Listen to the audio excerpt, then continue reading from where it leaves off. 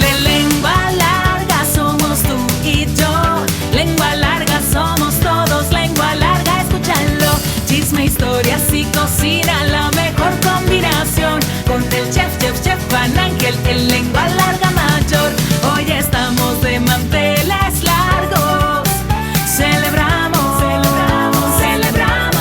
100 episodios. Lengua larga, el podcast.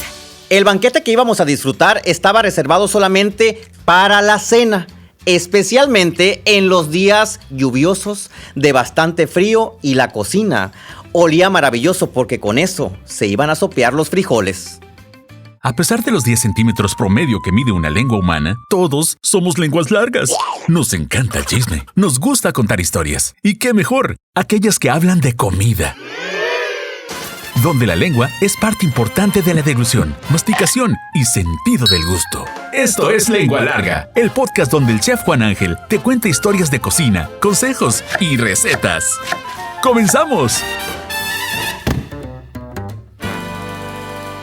¿Qué tal, Lengua Largas? Bienvenidos al episodio número 100. Estamos estrenando cosas que ustedes van a ver a lo largo de este episodio, entre ellos una lengua larga para que no se nos olvide que todos somos lengua larga, y por otra parte un jingle maravilloso que le agradezco a Lily Smith que lo haya hecho y se haya adaptado a todas las ocurrencias que teníamos.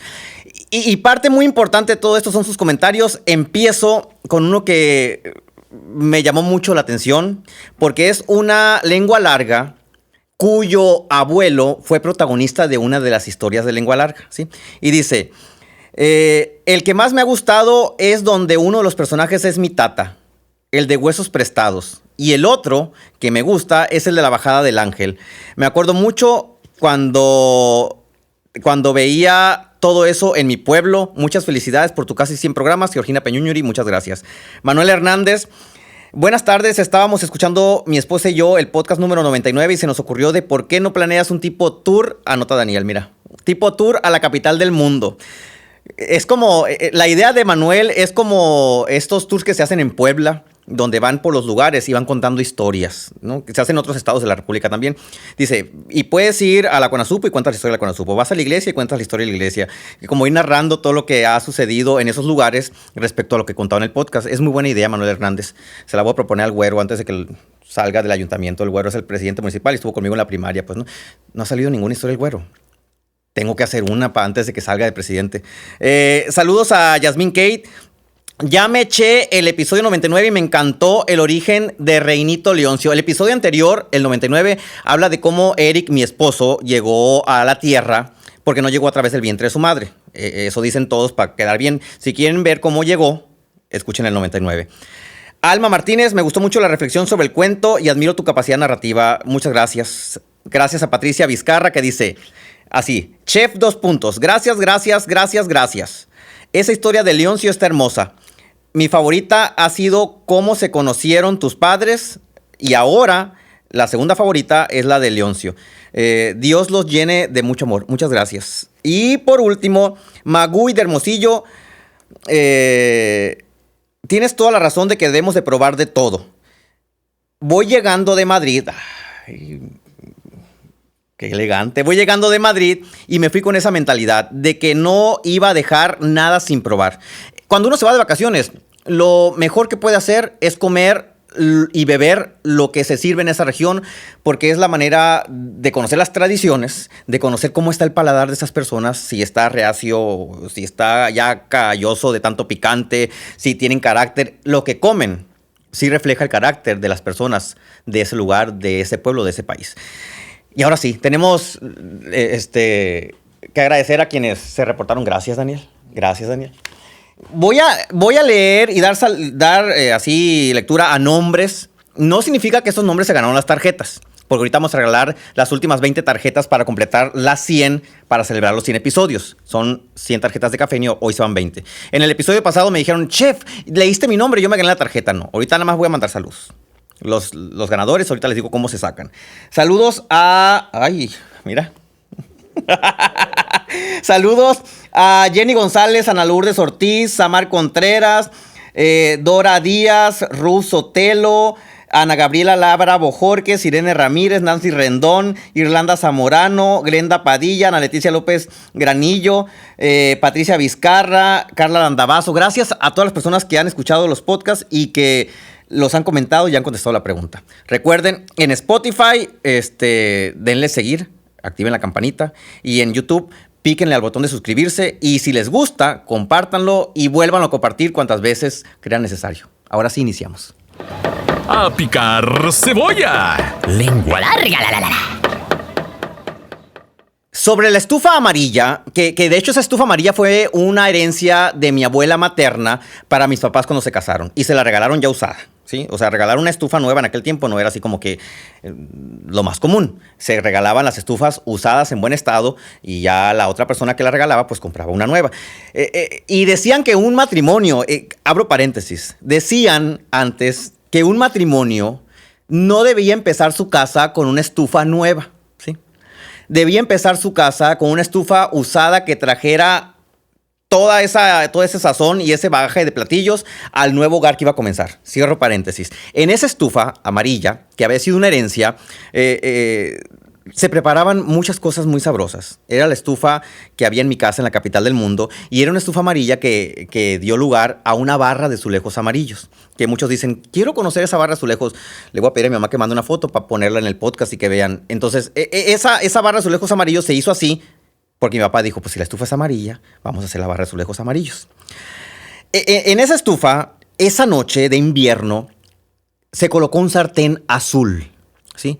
Y punto número 2, y muy importante, se encendió. Era una cosa espantosa esa campana de la estufa, que tenía un extractor, que era como de los primeros extractores que hubo en el mundo, que uno lo prendía y parecía que iba a despegar un cohete, ¿no? De la NASA, así. Parecía que iba a pasar toda la cocina por ese extractor y iba a salir por el otro lado del tubo. Y en la casa, ese extractor se encendía en 3 momentos nada más. Cuando hacía pescado frito mi mamá, cuando hacía duros, es decir, frituras esas de harina, o cuando preparaba este platillo. Entonces, si encendíamos la campana, o si mi mamá encendía la campana, el extractor, ya sabíamos que iba a haber de comer, porque había 3 posibilidades. Y el pescado nada más se cocinaba a mediodía. Entonces, si la campana se prendía a mediodía, era pescado. Si se prendía en la noche, podía ser duros o podía ser el otro platillo. Esa tarde hacía mucho frío y cerraron las puertas de la casa y las ventanas. Iban a decir, ay, que estaban abiertas. Y en los pueblos, las puertas, en algunos todavía, se mantienen abiertas. Es más, en algunos pueblos, ya se los he comentado, no hay puertas en las casas, ¿sí? Hay hasta una cortina nada más, así que la atraviesan para que no se vea la gente durmiendo en el pasillo, en el corredor. Y esta usanza de cerrar las puertas era cuando había mucho frío. Esa noche hacía tanto frío que mi mamá decidió que era buen momento de bajar el sartén azul, llenarlo de aceite y preparar un plato que se hacía en momentos especiales nada más. Y me acuerdo que entré a la cocina y vi sobre la barra de azulejos amarillos poquita harina, vi un botecito que tenía espaura o polvo para hornear, sal, y vi que mi mamá tenía un tazón con una masa. Y me dice, si quieres comerlos, tienes que irte a bañar. No sé por qué las mamás batallan tanto para que uno se vaya a bañar, ¿no? Y en la casa era una lucha constante de que si no se bañan, no van a cenar. Si no se bañan, no van a ver Marimar. Si no se bañan, no van a suceder muchas cosas. Entonces, si no se bañan, no van a probar lo que vamos a cenar. Yo inmediatamente me fui a bañar. No había una amenaza más poderosa para mí que no vas a comer esto, o no vas a probar lo otro, o no vas a poder agarrar de lo que trajo tu tía Martina si no te bañas. Me metí a bañar. Y cuando salí así con el cabello escurriendo, me metí a la cocina y me dice mi mamá, no. Te secas bien el cabello, te cambias y te pones calcetines en los pies, porque por los pies entran las enfermedades. Frase de mamá. De ahí nació esa costumbre tan bonita que tengo de andar con quienes están atentos ahí de las redes sociales y ven las historias y que ven que ando frecuentemente con calcetines y unas sandalias metidas. De ahí viene la tradición. Y se me hace la cosa más cómoda traer calcetines y sandalias esas de guarache así con de dedo. Es una cosa maravillosa. No, qué crocs, ni qué pantuflas, ni nada, no. Prueben esa. Entonces, entré a la cocina y mi mamá dice, ¿ya están listos todos para cenar? Porque esto se hace y se sirve. Empezó a agarrar con una cuchara una masa que parecía como de... No era de hot cakes, es como de como de waffle, así más espesa. Y con una cuchara empezó a poner, ¿sí?, porciones dentro del sartén azul que tenía aceite caliente. En cuestión de un par de minutos, aquello era una de las aromas más gloriosas y suculentas que puede haber sobre la faz de la tierra. Y de inmediato, los panquequis se empezaron a inflar. Ese plato es un plato típico de muchos lugares de la sierra sonorense, ¿sí? Y en otros pueblos, en otros estados, se hace también y se elabora, pero con algunas modificaciones. Los panquequis viene siendo hermano del pan de vaquero, que se hace sobre un sartén, ¿sí? Viene siendo hermano de las semitas y hasta ahí. Entonces, y además de ser un producto que se hace para cenar solamente, ¿sí?, es un pan caliente, con bastante grasa y salado, por lo cual se usa para acompañar los frijoles. A un lado de esa cacerola azul había un sartén lleno de frijoles caldosos y el procedimiento para disfrutarlos pues es una cucharada o 2 o 3 dentro de un tazón de frijoles y luego bastante queso, y con ese pan, en lugar de cuchara, uno agarraba los frijoles y luego se empinaba el plato y los sorbía.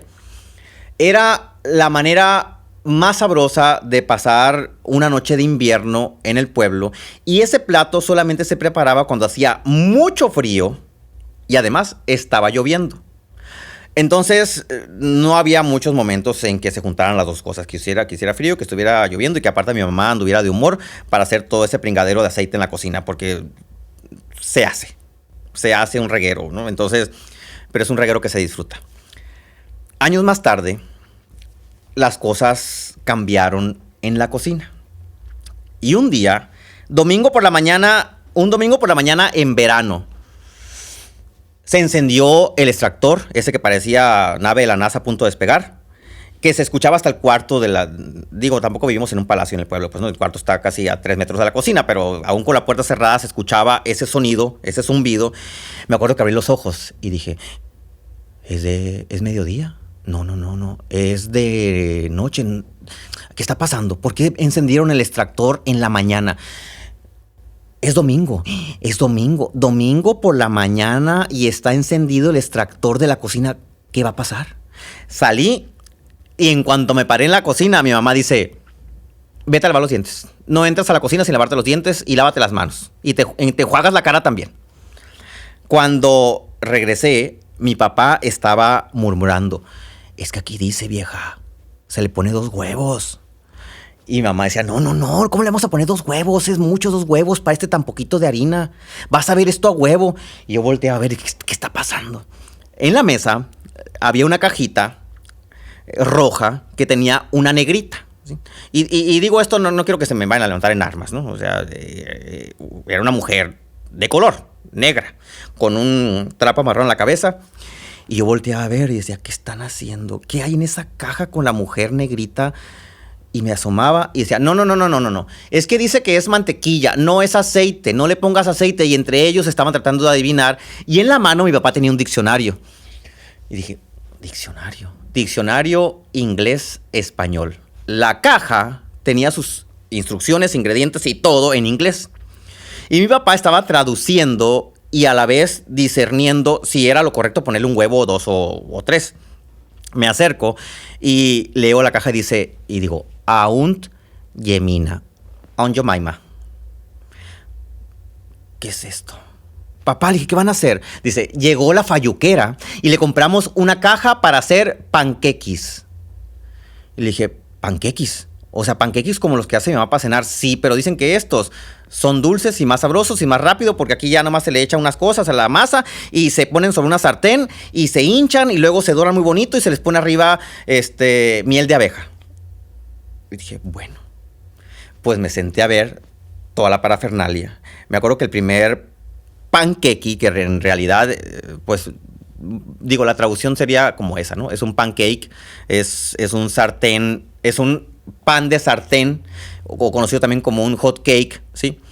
Fue la primera vez que entró ese alimento y ese producto a mi casa. La referencia previa que teníamos nosotros eran los panquequis, que eran panes de espaura cocinados en aceite, bastante grasositos y salados. Yo me acuerdo que cuando pusieron el plato sobre la mesa y había, nos pusieron uno, me acuerdo, uno. Y yo volteé a ver la caja y dice, papá, creo que se sirven de a 3. Y me dice, ¿cómo que de a 3? Ve la caja, papá, pusieron 3 así y arriba lleva un cuadrito de mantequilla. Y dice, papá, pues aquí no hay cuadritos de mantequilla, nada más tenemos un bote de margarina. Sí, era margarina, lo siento. Sí, yo me convertí ya a la buena vida, ya no uso margarina, uso mantequilla, pero había margarina y agarra una cuchara y se la pone arriba. Mira, y se parece nieve. Y le pusieron miel de abeja, la miel escurrió como se veía en la caja de Aunt Jemima. Y cuando lo probé, dije, pues bueno, esto va a saber salado con dulce. Y no, aquello era un pastel de sartén. El haber tenido el conocimiento de un plato previo que es familiar del hot cake, pues como que nos hizo tener una emoción diferente a que si no conociéramos un plato previo. Y eso nos hizo que nuestro sentido del gusto estuviera preparado, pero a la vez a la expectativa para disfrutar un plato nuevo. Y esa, a mis 9 años, fue la primera vez que en mi casa comimos un hot cake. A revolver los frijolitos. ¡Lengua larga! Me acuerdo que mi papá, cuando ya lo sirvió y lo vi, y yo lo vi, dije, sí se ve, papá, como el de la cajita, nomás con la bola de mantequilla, bueno, margarina, que no está igual. Y me dice, pues deben de estar muy buenos, porque me costaron muy caros. Y le dice, mamá, ¿y por qué los compraste? Porque decían que no tenías que ponerte a amasar y que no ibas a hacer un reguero de grasa y demás. En la casa mi papá siempre ha sido el protector de la cocina. O sea, mi mamá cocina, pero mi papá es el que compra el mandado, compra los utensilios, compra las herramientas y los aparatos de cocina. Mi mamá nunca ha elegido un aparato de cocina. Pero bueno, ese domingo descubrí algo que es muy importante a la hora de comer, ¿sí? Y lo he dicho mucho, comer genera comunidad porque todos nos sentamos alrededor de una mesa, o así debería ser, y platicamos y convivimos y nos unimos alrededor del alimento. Sin embargo, la práctica de comer no se debe de quedar solamente en crear comunidad o en hacer comunidad. Se debe quedar en involucrarnos todos a la hora de cocinar. O sea, al momento de que ya estamos, porque hay niveles, ¿no?, en esto de la tragadera, ya crearon comunidad, no se duerman en sus laureles. Ahora hay que pasar todos a la cocina. Y hay que involucrarnos todos en la cocina para que esa comunidad tenga base, sentido y se fortalezca desde su origen, que es cocinar y preparar los alimentos. Si quienes están sentados en la mesa generando comunidad no saben lo que implica hacer un hot cake o una tortilla o cocer unos frijoles, no va a ser una comunidad tan auténtica como si desde el inicio se pasan a la cocina y apoyan a mamá y a papá a preparar los platos. Yo sé que la mamá ahorita va a decir, la que está escuchando, es que a mí no me gusta que se metan en la cocina. A mí no me gusta que metan un dedo porque luego me echan a perder todo. Pues es que tiene que poner su parte, señora. Tiene que dejarlos que entren porque si no luego va a tener unos hijos inútiles estudiando en otra parte que comen pura maruchan, ¿sí? Y por otro lado, los hijos y el esposo dejen de ser unos flojos. Pónganse a un lado de la mamá, aunque sea pásenle la espátula, laven los trastes, levanten lo que se cayó del piso, pero estén conscientes con todos los sentidos puestos sobre la preparación para que le den el valor que tiene un alimento y al momento de que llega a la mesa, la comunidad sea una comunidad fortalecida. A lavar los trapitos es presentado por Cafenio. ¡Lengua larga! Antes de regalar las últimas 20 tarjetas de Cafenio, nos servimos café. Uy, todavía está hirviendo. Y la manera para llevarse las últimas 20 tarjetas que van a sumar 100, ¿sí?, para celebrar los 100 episodios, es que deben de contestar la pregunta en Spotify, porque si están escuchando el podcast en otra plataforma, váyanse a Spotify. Las primeras 20 personas que la contesten bien se llevan una de esas tarjetas. ¿De qué color era el sartén de los panqueques? No de los hotcakes. De hecho, no mencioné el color del sartén en el que se preparan los hotcakes, que era amarillo. Pero el de los panqueques. ¿De qué color era? Las primeras 20 personas se llevan una de las últimas 20 tarjetas. Mi recomendación es que con esa tarjeta compren la horchata con un shot de expreso y leche de coco y no le pongan azúcar. Esa ahorita es como mi bebida favorita de Cafenio. ¡Échale queso! ¡Lengua larga! Sí les voy a dar la receta de los panqueques. Sí, no de los pancakes. Y aparte, pues, no había receta de los pancakes porque era una cajita de Aunt Jemima que nomás se le echaba ahí las cosas y se ponía el sartén. Los panqueques Se preparan de la siguiente manera. En un tazón ponen 500 gramos de harina de trigo, ¿sí? Y le van a agregar una cuchara de sal y una cuchara de espárrago. Van a mezclar los polvos y enseguida van a agregar 2 tazas y 1/4 de agua al tiempo. Si viven en Alaska, pues que no sea al tiempo, ¿no? Si viven también en Sonora en julio, que no sea al tiempo. Un agua al tiempo me refiero que no está fría, ni tibia, ni caliente. Ok. Echan todo eso, repito los ingredientes, medio kilo de harina, 1 cuchara de sal, 1 cuchara de espárrago, 2 tazas y 1/4 de agua.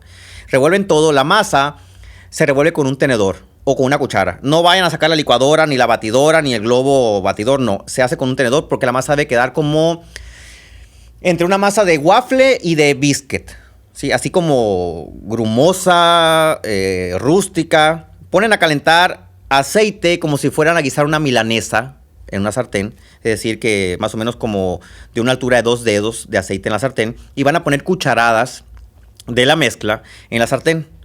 Fuego medio para que se dore y quede cocinado por dentro también.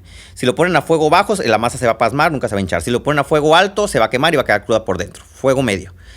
Cuando esté dorada, lo voltean con una palita y esperan a que se dore por otro lado. Mientras se está dorando, la masa se va a inflar. Si quieren que se infle más, pónganle un poquito más de espárrago. No se pasen de tueste nomás porque se va a amargar. La espárrago en exceso amarga las preparaciones.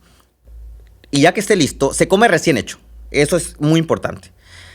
Porque después no es tan atractivo por la grasa que absorbe. Pero recién hecho es delicioso. Y aquí va el tip. Yo les dije que se come con frijoles, así sopeando los frijoles, pero yo lo que hacía de niño realmente era poner los panquequis en un plato, ¿sí? Y le echaba los frijoles encima y el queso encima y luego me los comía como si fueran panquequis bañados de frijoles. Si quieren generar una comunidad real alrededor de la cocina, usen esta receta para meter a toda la familia a que apoye al líder o a la líder que está dentro de la cocina, sea mamá o papá o la abuela o la tía, para que desde ya, y si están niños mejor, le den valor a los alimentos. Hasta la próxima y gracias por hacer posible 100 episodios. ¿Ya te aceptaste como lengua larga? ¿No? Entonces espera el siguiente episodio. ¡Sí! ¡Bienvenido al club! Sigue al Chef Juan Ángel en Facebook, Instagram, YouTube, Twitter, OnlyFans. Uy, no, eso no. Busca recetas, cocina con él e interactúa. Búscalo en todas las plataformas como Chef Juan Ángel. Afila la lengua larga para el siguiente episodio. ¡Adiós!